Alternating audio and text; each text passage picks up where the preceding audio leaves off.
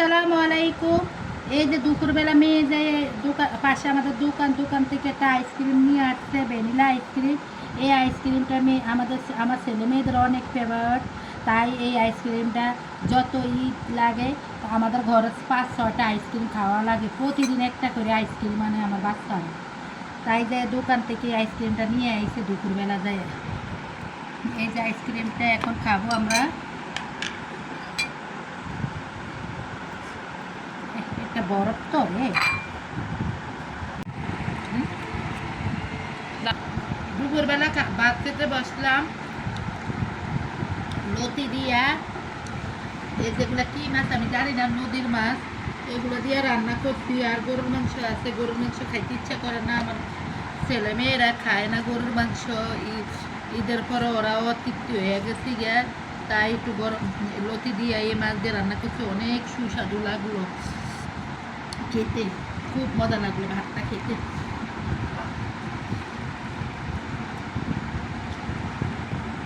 আল্লাহু আল্লাহু আল্লাহু আল্লাহু আল্লাহু আল্লাহু আল্লাহু আল্লাহু আল্লাহু আল্লাহু আল্লাহু আল্লাহু সাল্লাল্লাহু আলাইহি ওয়াসাল্লাম। আস্তাগফিরুল্লাহ আস্তাগফিরুল্লাহ আস্তাগফিরুল্লাহ। মজা। আস্তাগফিরুল্লাহ আস্তাগফিরুল্লাহ আস্তাগফিরুল্লাহ। কালকে কি লাঞ্চ মুখে? এই যে বিকেলবেলা একটু পাস্তা আর নুডলস মিশাইয়া এই যে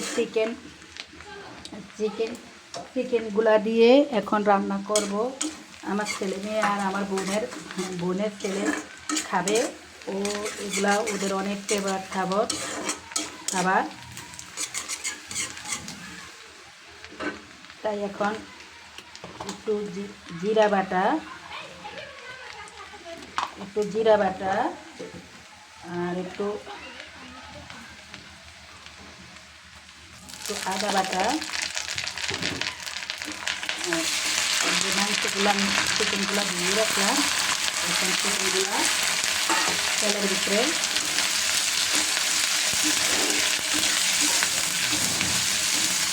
ভাজলাম। আর একটু গোলমরিচের গুঁড়া চিকেনের মধ্যে দিলাম, গোলমরিচের গুঁড়া দিলাম, আর একটু লবণ একসাথে একটু মিক্স করলাম।